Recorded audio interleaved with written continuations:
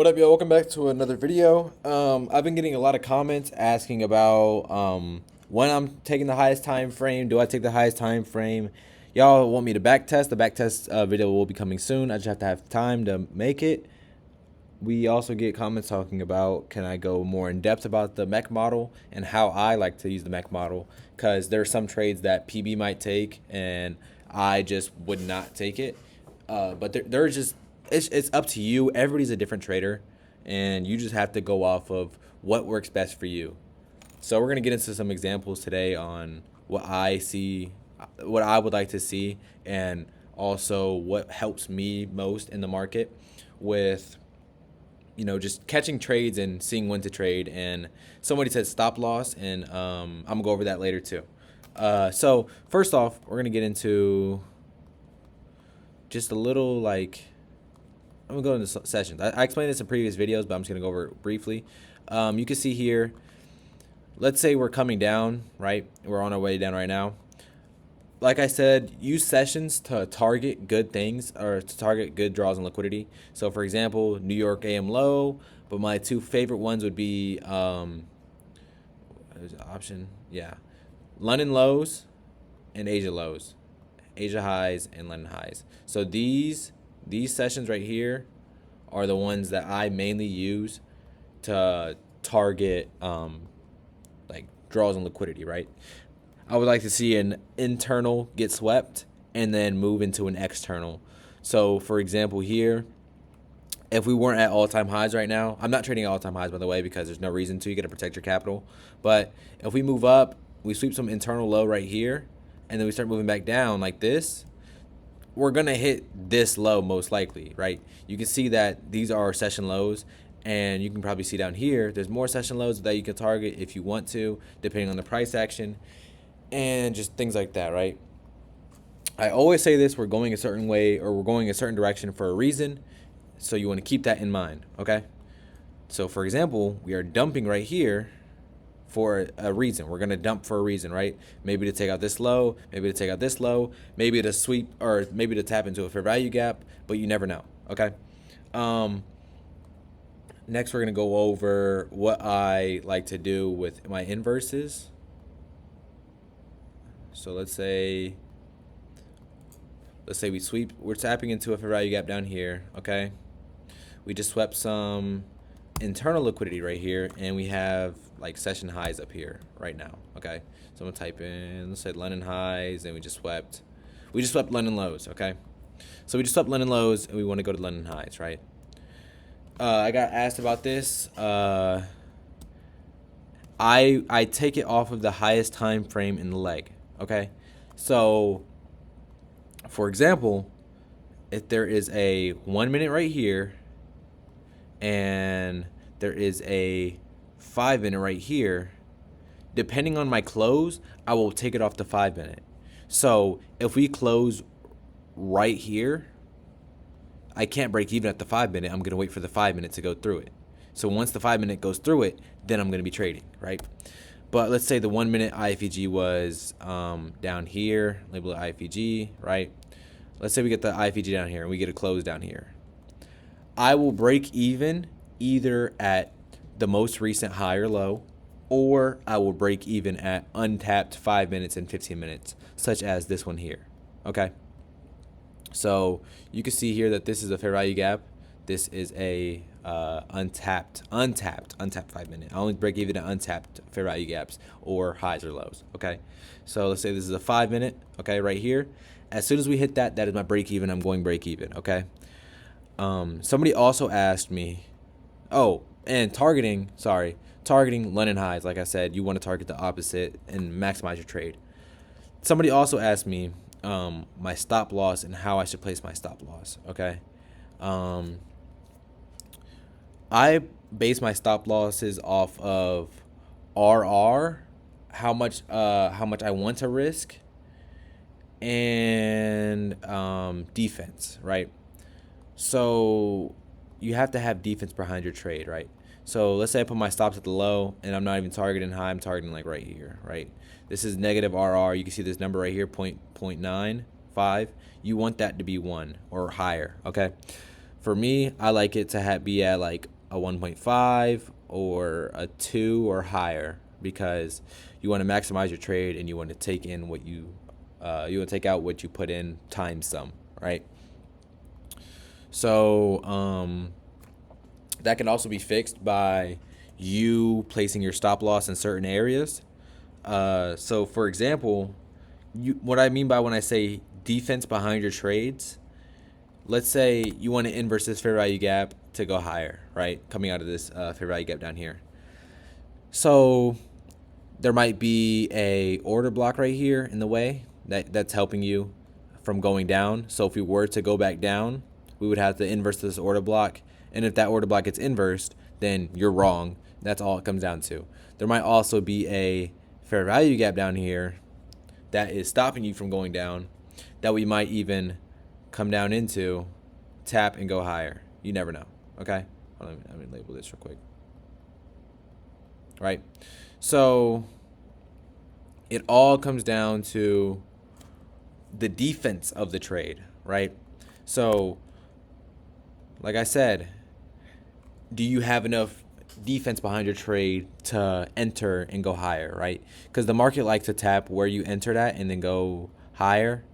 But you can see if I put my stops below this fair value gap, we came down, we barely tapped it. We tapped into the fair value gap. You can even give it a little wiggle room because it likes to come down below it a little bit, and then it likes to shoot up.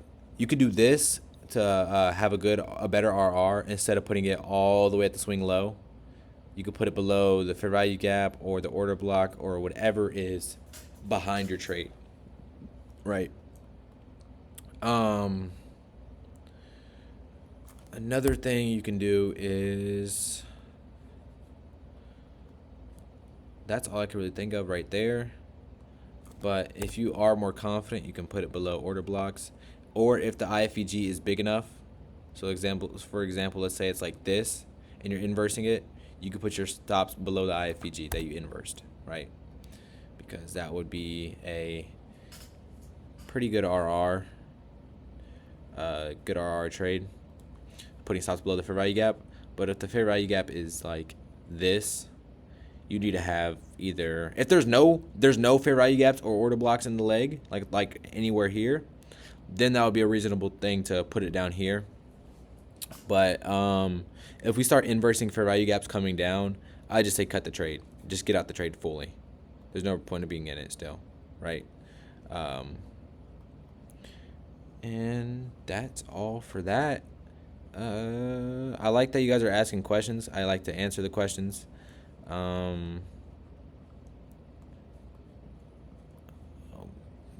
But just keep in mind, I really don't know what else to ask. I answered everybody's questions. I will be having a back testing video coming out soon. I just need to find the time to do it. I could do live streams if y'all would like. But just keep in mind, we are targeting something. We're going a certain way for a reason, okay? Right? So my trade I caught last Friday or Thursday was right here, I think. Wait, what day was this? No, it was Thursday. Okay, right here, for example, right? So we had a data wick high right here, right? And we're going up and we're tapping. You can see it's literally textbook how it goes up, down, up, down, up, down, up, right? It's quite literally textbook, okay? You can see that we're not going down here. We're not sweeping this low yet. We have a data wick high, a data wick low, and a data wick high right here, right? So one of them has to get swept.